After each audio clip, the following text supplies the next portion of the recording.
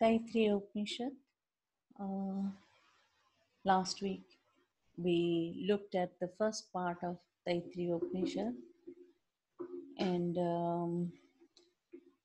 we also had a catch up on all the various different angles. And today we're going to look at the second part of the Taitriya Upanishad, Brahmanandvali. However, I'd just like to share some ideas on this. Throughout our studies, we have been laying special emphasis on the Upanishads. And because of the intense austerities and several levels of the Vedas,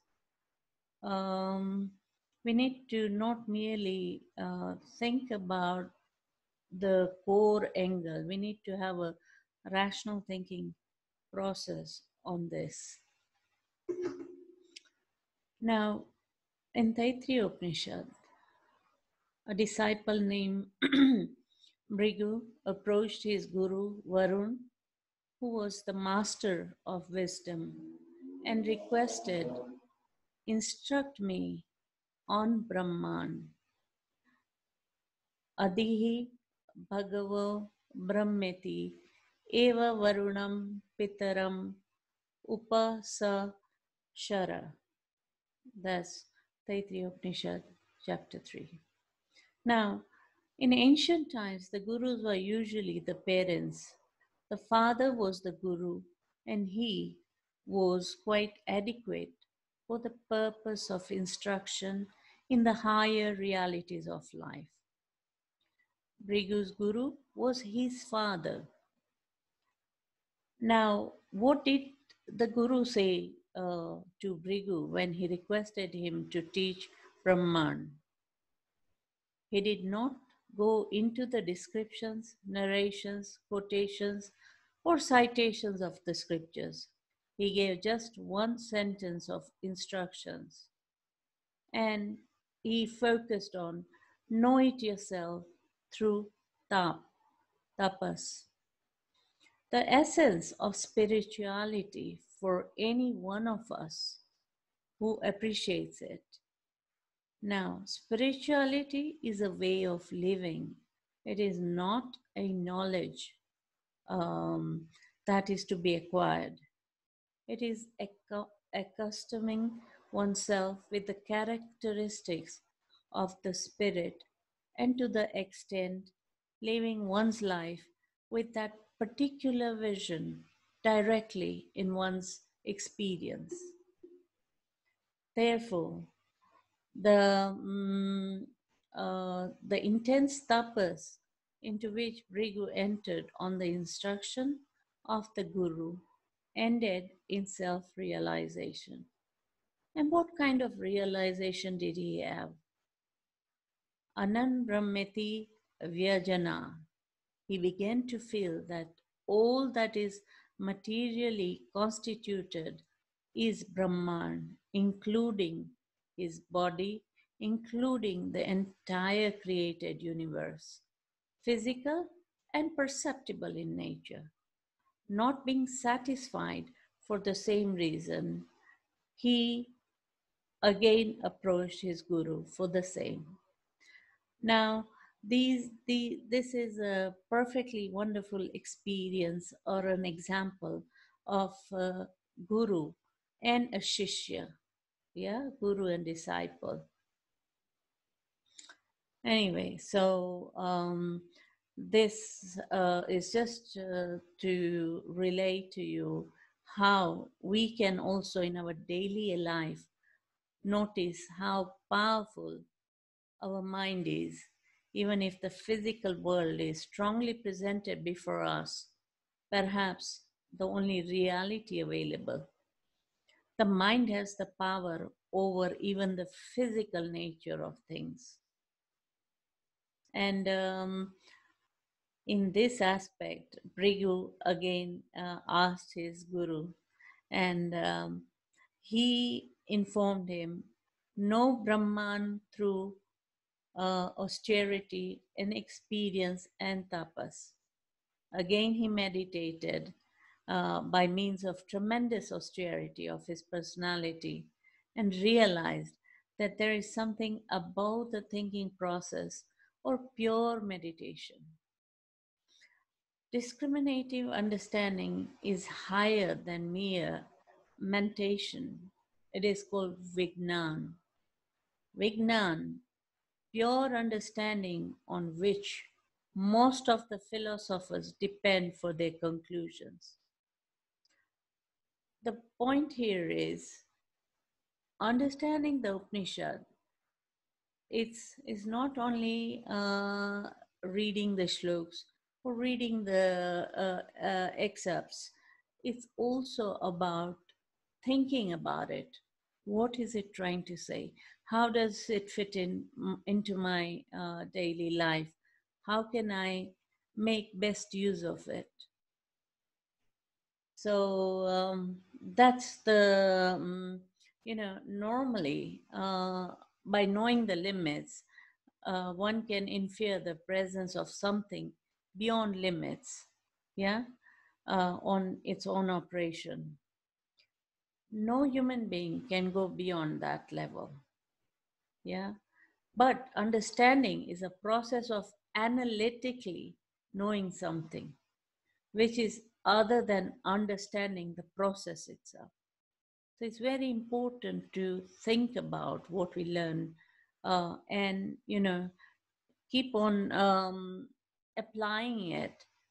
And that will, aid us into experiences of the subject. Okay, so here we go. That's the first part, division. And this is the Siksha Valli. I will move straight into the Brahman Valli. We did address this in good detail the last time. These are the first prayers in this Upanishad, and all of them have a lot of information. So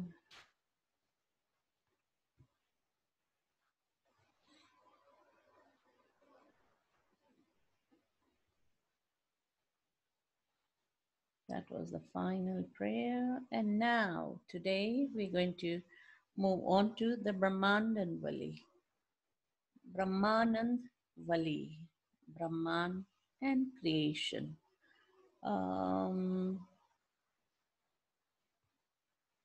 Okay, just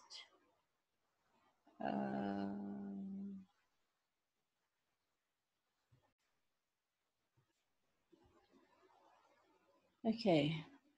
Now, again, Brahmananda Valli begins with the prayers that we have in the beginning. Sahana vastu, sahano punaktu, sahaviryam karavavahi, tejasvinaditamastu, ma vidvishai vahe.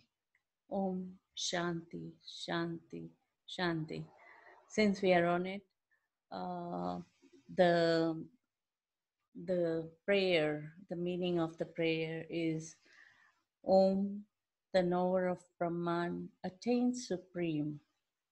Of this there is the saying, he who knows Brahman as the truth, knowledge, infinite, who is hidden in the cave of the heart and in the supreme space, enjoys all desires and becomes one with Brahman, the Omniscient.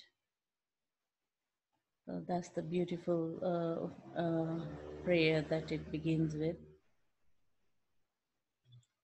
Now, okay.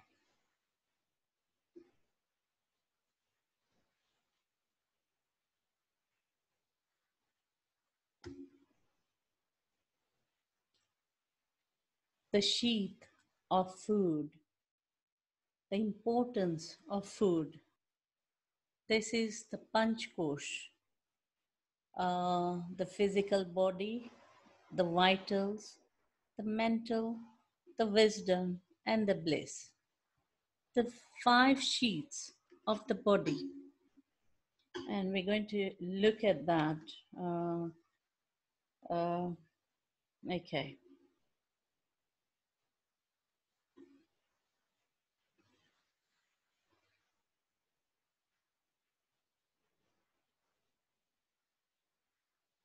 From food only are produced all beings, basically. Whatsoever that dwell upon earth, all of us on earth are produced beings only from food. Further, by food only they live, and in the end, to food only they return.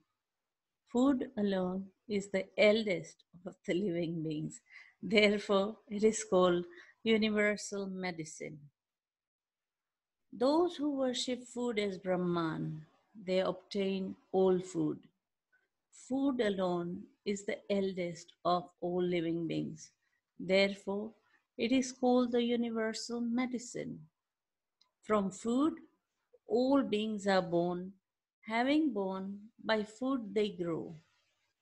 It is eaten, and therefore it is called food.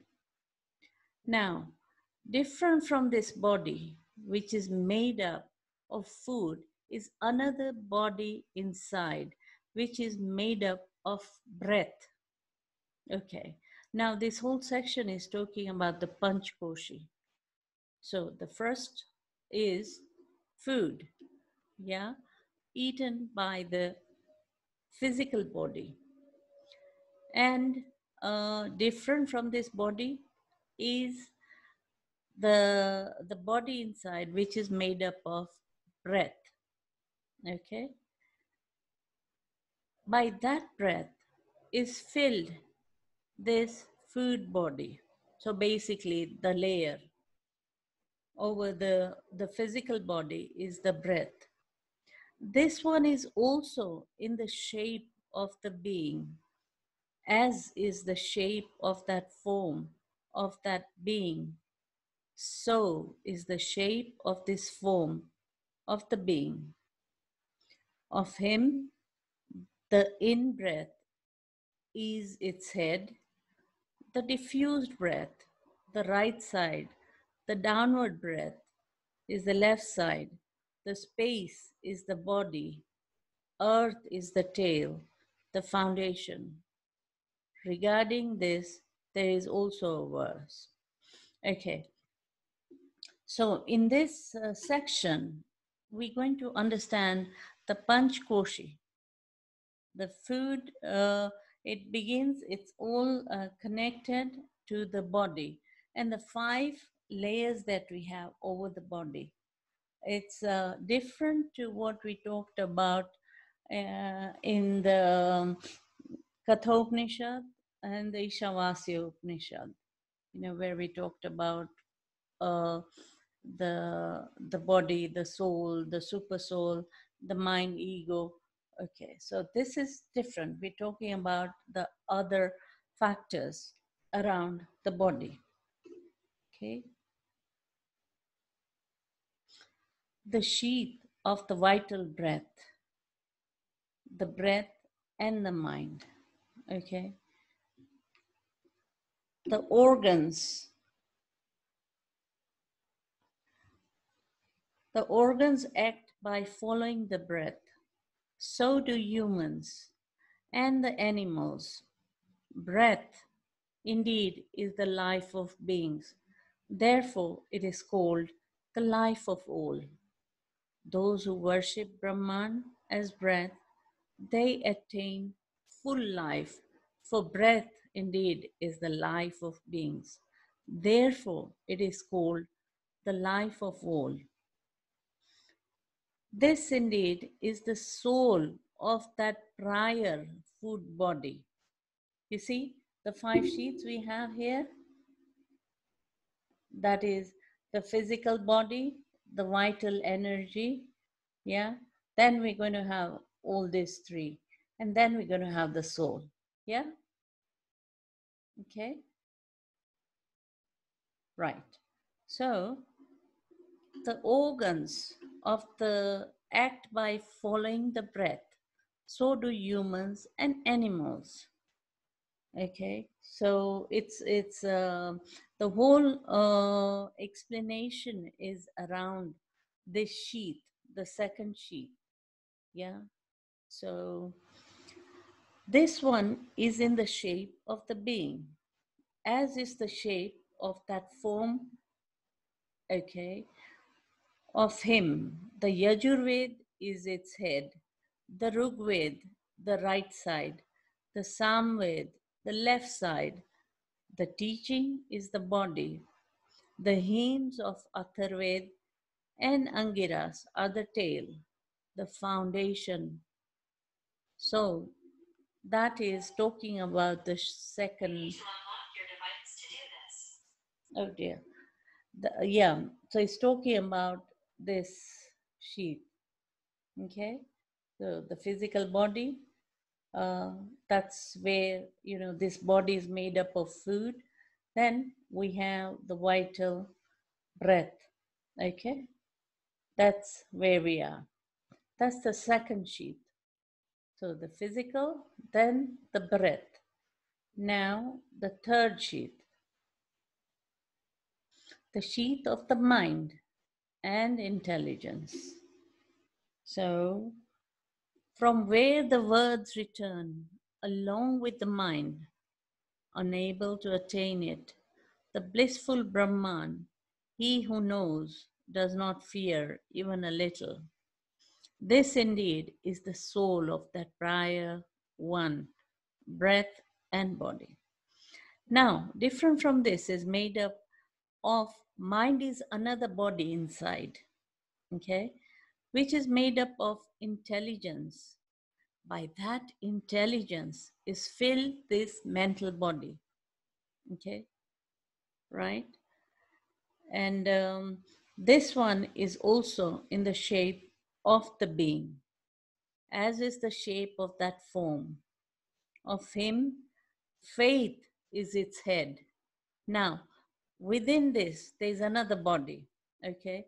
So, in this, within the sheath of the mind, in the mind, the body itself, like we saw in the other one as well, okay, the Veds. On this, faith is its head, the order and regularity of the world, the right side. Truth, the core truth, is the left side. Yog, the body, the great one, the intelligence, is the tail and the foundation. Yeah? So, mind is usually considered a receptacle of thoughts. It does not produce thoughts. Thoughts are believed to exist in the space of Brahman, and they enter the mind of a person according to his desires, an inclination in which intelligence said to play an important role. Intelligence gives us the ability to exercise our will. It is therefore considered superior to the mind. Everybody has a mind, but not everybody has the intelligence. That's the difference. So this is the sheath of the mind and the intelligence. Okay. Then we go on to the next one. The sheath of the intellect, mind, and hang on, we've done that. Aha, the sheath of bliss, intelligence, and bliss. Okay, so intelligence sets in motion the sacrifice. It sets in motion all obligatory duties that we have on in this world. All the gods worship intelligence um, as Brahman, the eldest. He who knows Brahman as intelligence does not neglect his duties. Getting rid of all the sins of his body, he attains all desires. This indeed is the soul of that prior one, mental body. Now, different from this, which is made up of intelligence, is another body inside, which is made up of bliss.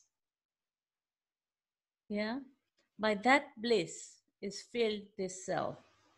This one is also in the shape of the being, as is the shape of that form of the being, so is the shape of this form of the being. Of him, pleasure is the head, happiness is the right side, joy the left side. See the difference between happiness and joy. Again, we are contemplating it in the Vedas, in this Upanishad. You can see it's talking about the happiness on the right side, joy on the left side, bliss, Paramanand, which is bliss, is the body, Brahman, the tail, which is the foundation. Yeah? So that is the next sheath. Okay. Brahman, the source of all Brahman, the self in the body. Now, this is actually non-existence verily becomes when one knows non-existence is this Brahman. Existence becomes by that knowing when one knows Brahman. This indeed is the soul. Brahman does exist. Okay. Now, whether anyone who knows not upon departing from this life, yeah, go to another world, or does anyone who knows upon departing from here, what world they will attain? He desired, may I become many, may I be born. He performed austerity. Having performed the austerity, out of that, he created all this, whatever that is here. Having created it, he entered into it. Having entered into it, he became both the manifested, gross, and unmanifested, subtle Brahman, the definable and indefinable, Sakar Brahma, Nirakar Brahma, the supporting and the non-supporting, the intelligence and the not intelligence, the truth and the untruth. So the truth became all this, whatever there is. This is what they call true. Regarding this, there's also another verse, and it's been interpreted by loads of different philosophers.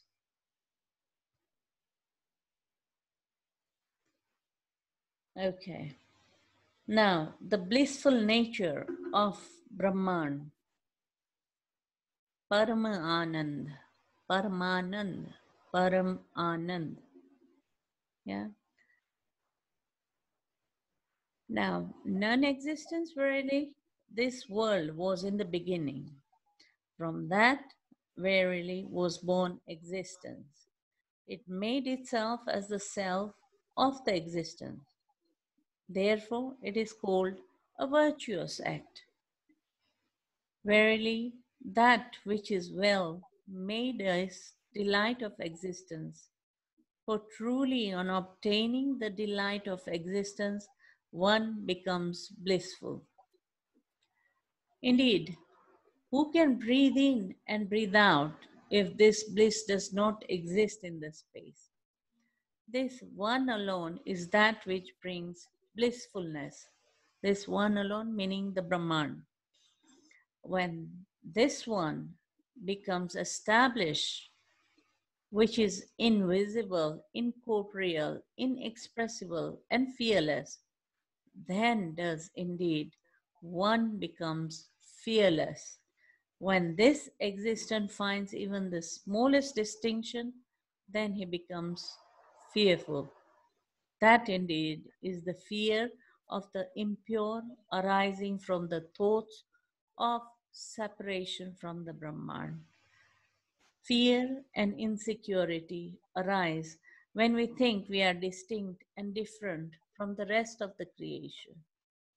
It makes us distrustful of the world and the people around us and protect ourselves from them. Now, this notion of the distinction also drives us into selfish and egoistic thinking. This is the very, very fear and insecurity that brings about this sort of thinking, whereby we indulge in desire ridden actions and become bound to the cycle of births and deaths. You know, we talked about the karmic theory. This also plays a great role in here. Now, the cycle of death and birth in itself is the cause of great fear. However, fear does not exist for those who find God everywhere and in everything. If you genuinely believe that Brahman exists in everyone and in everything, including yourself, the identification alone makes you fearless and assured. Anav means egoism or living like a small particle. Anu means a small particle in the cosmic sea of creation. When these feelings prevails, one is bound to suffer from fear and insecurity, fear of the unknown, fear of gain and loss, fear of death, sin, and suffering. And that is ignorance of the blissful nature of Brahman.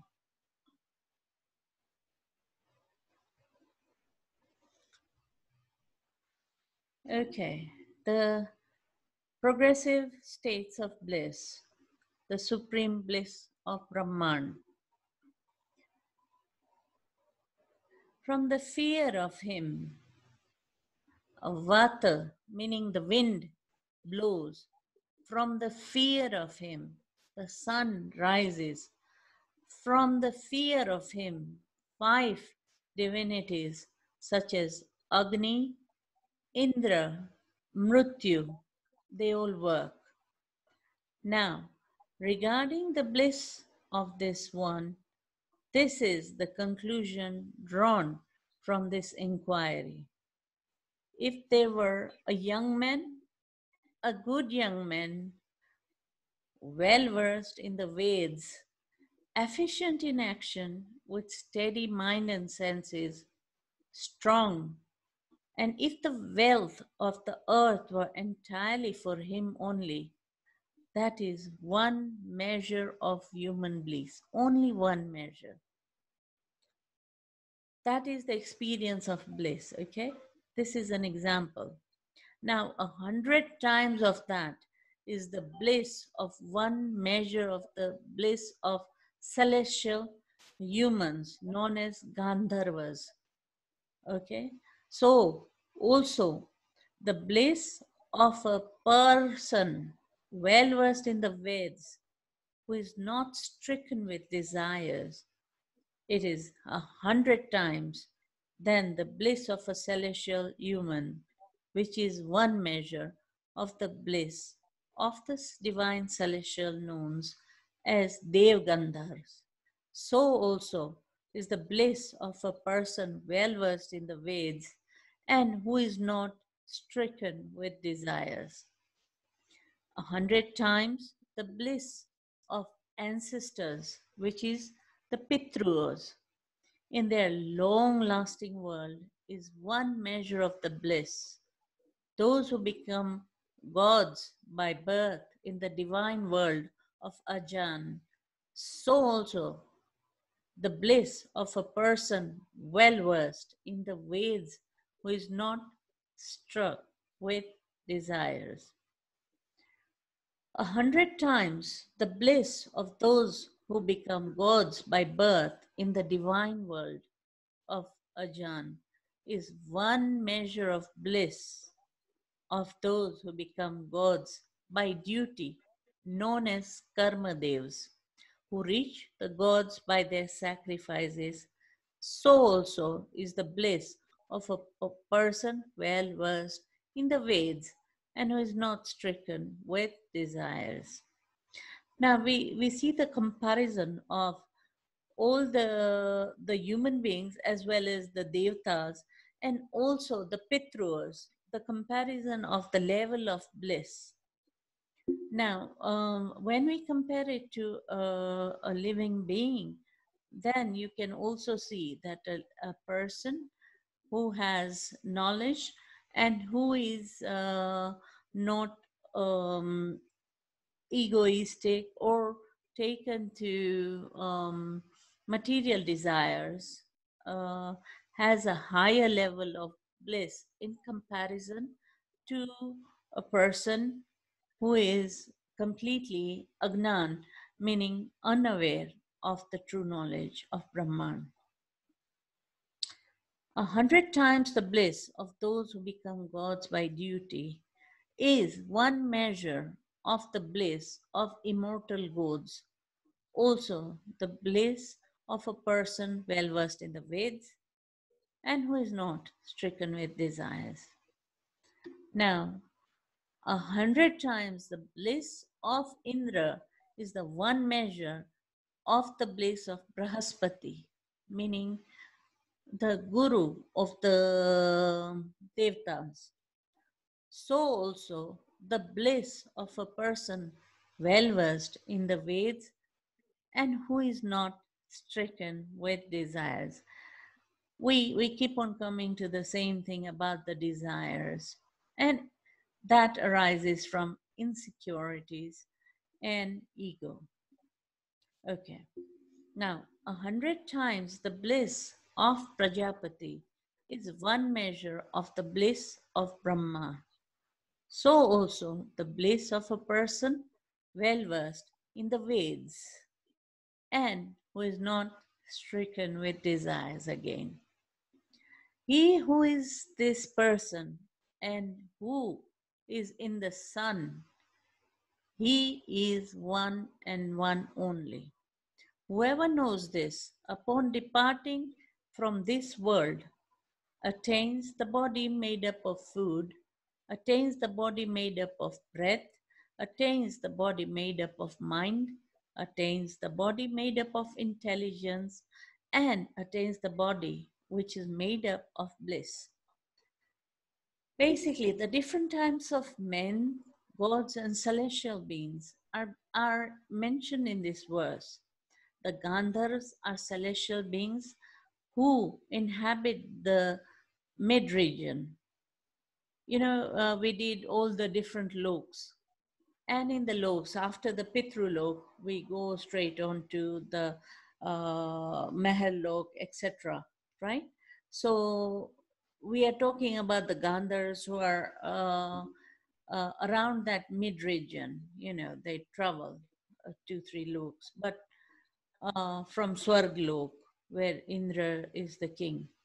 Now, they are endowed with ethereal bodies and exceptional artistic talents. They are classified here as human Gandharvas, who assume human forms at will and visit the earth frequently, and as godly Gandharvas who inhabit Indra's heaven and entertain the gods. 3 types of gods are mentioned here.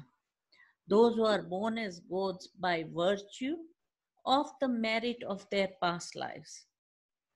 Those who become equal to gods upon earth by virtue of their obligatory duties and sacrifices. And the real gods who are immortal, who are said to be 33.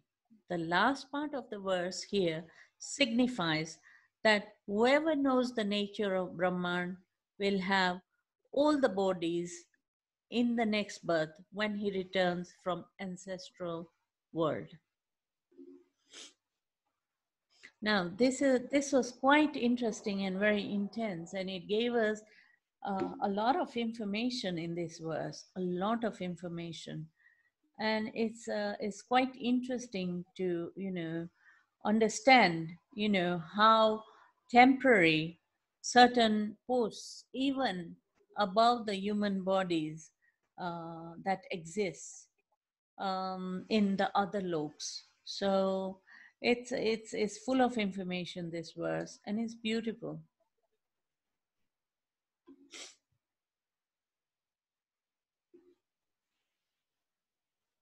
Okay.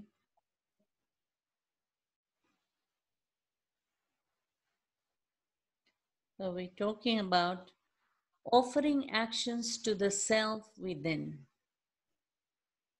from where the words return. Okay, we are back into the words. Along with the mind, unable to attain it, the blissful Brahman who knows he does not fear even a little. Such a person is not tormented by thought. Why did I not perform good deeds? Why have I indulged in sinful actions? Whoever knows this offers them to his self. Indeed, he offers both to himself who knows this. Such is the secret of the teaching. Basically, the knower of the self is not troubled by the nature of his actions, since he knows that the self is the source of his action. Accordingly, he offers all his actions to his self without desiring their fruit, and thereby escapes from their consequences.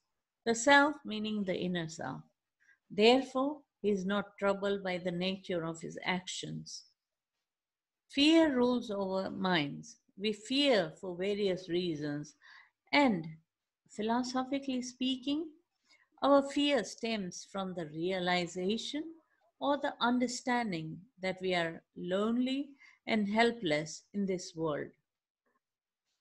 Currently, with the COVID-19, it's the period in this world when everybody, every single human being is engulfed in this fear, one way or another, whether it's for themselves or for the family or for some other factors that are affecting their day-to-day lives out of the COVID. This verse is very, very applicable to today's conditions. This fear is normal because we learn from our experience and perceptions that we are limited in many ways and against the forces of nature. We cannot prevail for long. Yeah, this is absolutely core to our current circumstances. Nobody knows what's going to happen tomorrow. Everybody's worried. Are we going to have the third wave? Are we going to be okay? Or are we following Europe? India thinks they're done with it, and then another part of India is totally invaded. Same with the US, and same with all the other countries. But anybody who thinks they're exempt from this, unfortunately, it's not like that, because it's the law of nature, and you know, it's the forces of nature that we have no control over. Now, fear also arises if you are a religious person from the idea of sin and its consequences. Our actions are rooted in our desires, and our desires lead to attachment and the continuation of our existence in the cycle of birth and death. All this produce fear, and that fear is our constant experience.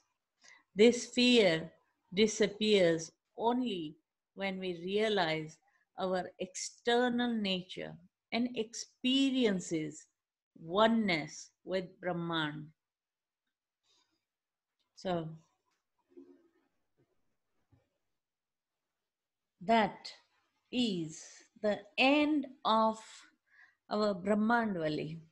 And for this Upanishad, the Bhrigu Valli is the final conclusion, which is pretty short, but I will leave it till next time so that we can understand or we can think about this. By thinking about this, will become much more clearer, as the Upanishad itself states. And if we become, eh, um, if we become part of the knowledge that is given to us from this Upanishad, then we are definitely going to access and heighten our journey in this world. The fear will be shedded. One of the sheets will fall off by itself with the enlightened part of this journey. So we're going to end this Brahmanandvali and continue with Bhrigu Valli in our next session. We can now take on any questions. If anybody has any questions on this beautiful Brahmanandvali, please kindly go ahead. Jai Shri Krishna, Shreeti. Jai Shri Krishna. You know, I just little bit, mane thodu samajhna padi, Gandharvali. Te kidu ne Gandharvali, which is the earth. Yeah. Yeah, the Gandhars. Recap, because I lost that completely. I didn't understand that bit. Okay. Basically, the Gandhars, right? You know, when we did all the loks, we did the session on all the different loks, yeah? They live on the higher loks or the mid lok, we can say. They're not beyond the light, but just below that. However, they have the capacity to travel to and from Earth. So when they're on Earth, they can transform their bodies and they can be part of us, and they can move on to the upper planes as well without any problem, because that's what they've been given as part of their what do you call it? As part of being a Gandharv. So you said they come to the earth. Yes, they do. So they can be part of us. So we are not able to see or feel or anything like that. Huh?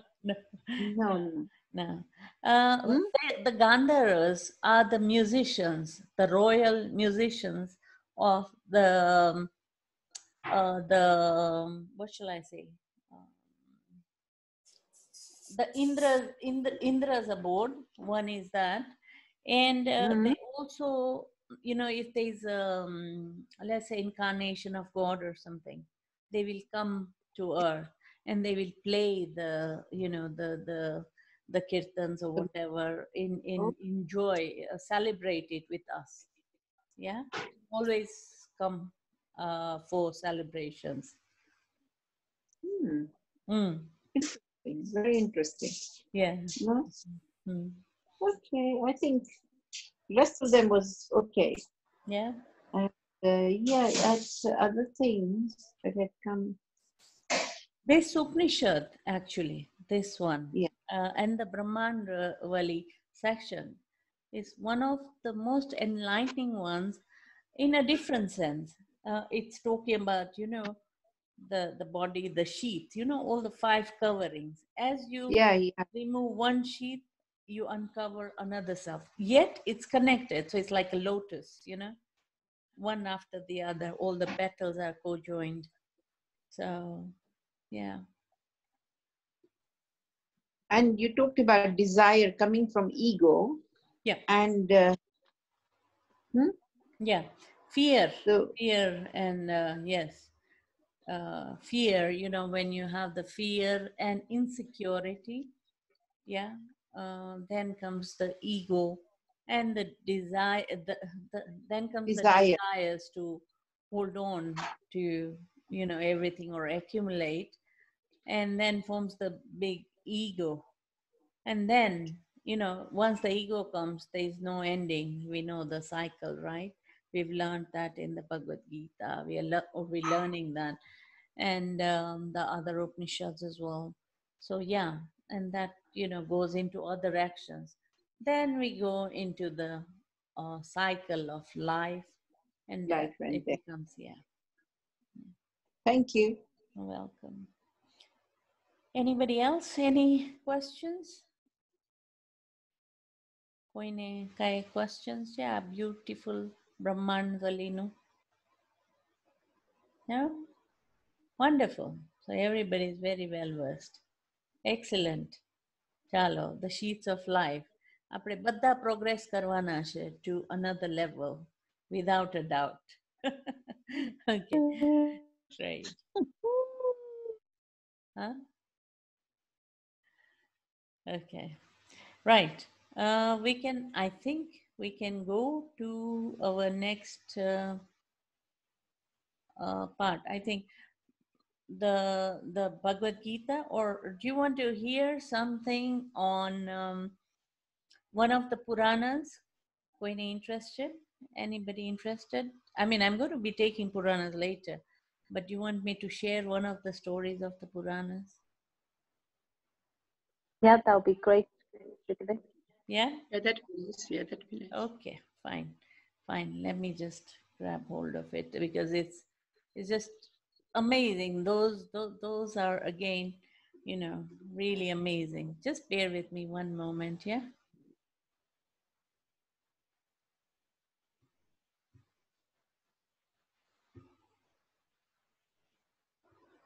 I'm just going to close this and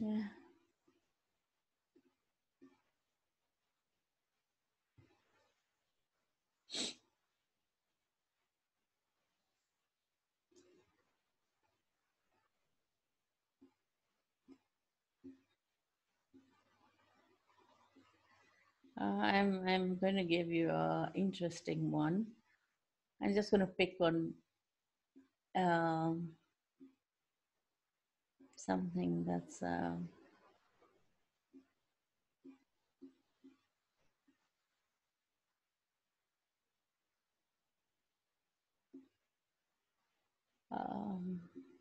marriage of Surya and Shakti. And it's okay, I can go to.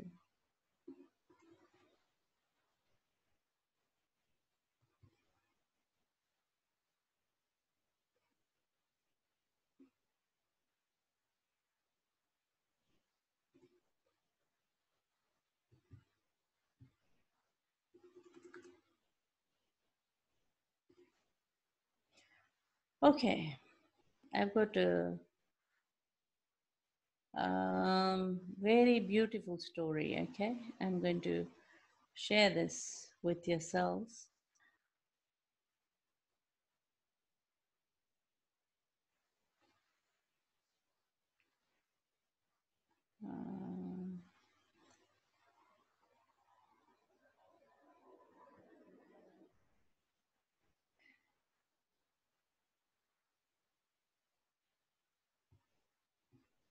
Just one moment. Okay, right. We've got. I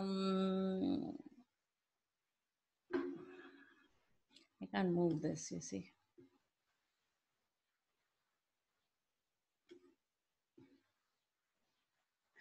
Okay, this story is from Vishnu Puran, chapter 3. Okay, this is talking about the description of Surya Shakti and Vaishnav Shakti.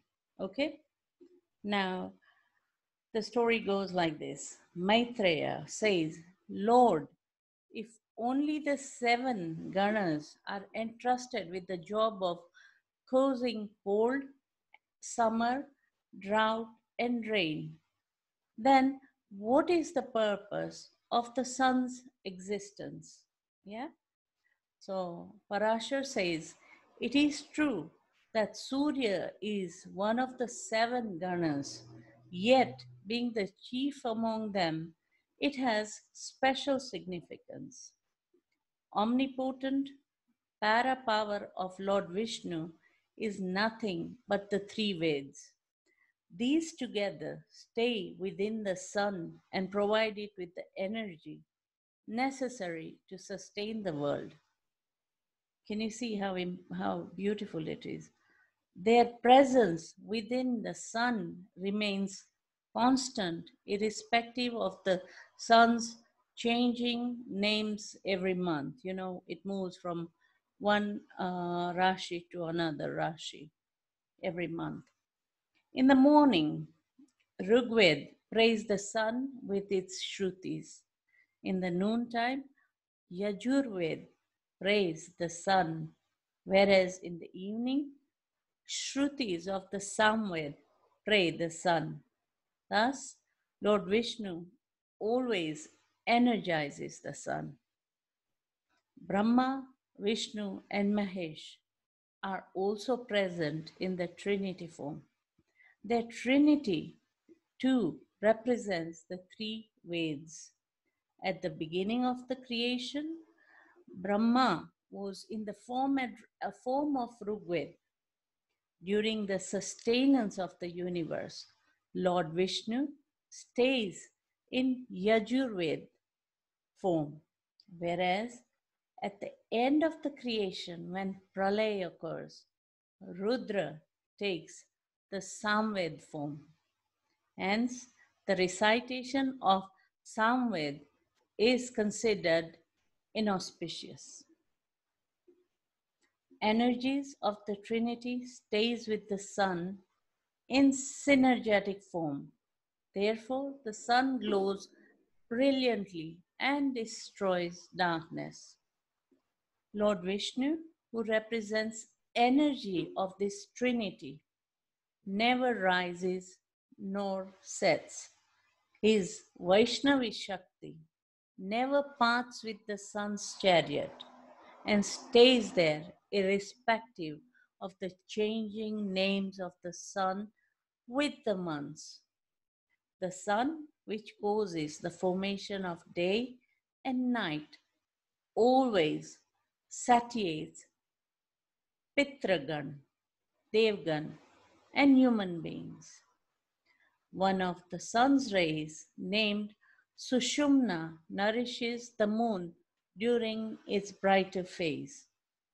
Then, during the darker phase, the gods drink the phases of the moon, which are in fact ambrosia accumulated during the brighter phase. That is, when we're talking about the darker phase and the lighter phase, we're talking about the Shukla Paksh and the Krishna Paksh. You know, when we're doing the Tithis, we talk about the Shukla Paksh and we talk about the Krishna Paksh. Right now, we are currently in the Shukla Paksh. Okay, just for your information. When 2 days are left for the completion of the darker phase, Pitragan, meaning the Pitrus, drink the remaining 2 phases of the moon. Therefore, the sun satiates the gods and the deceased ancestors. The water that the sun draws from the earth is returned to the earth in the form of the rains. The rainfall produces cereals which nourish the entire population on earth. And that is basically the story, description of Surya Shakti and Vaishnav Shakti. Did you enjoy that?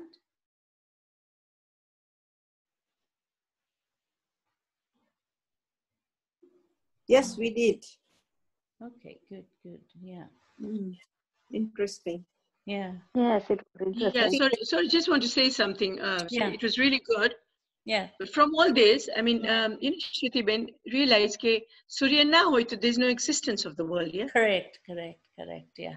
So it's Because very all the important. energies reside in the in all Yeah. three. Yeah.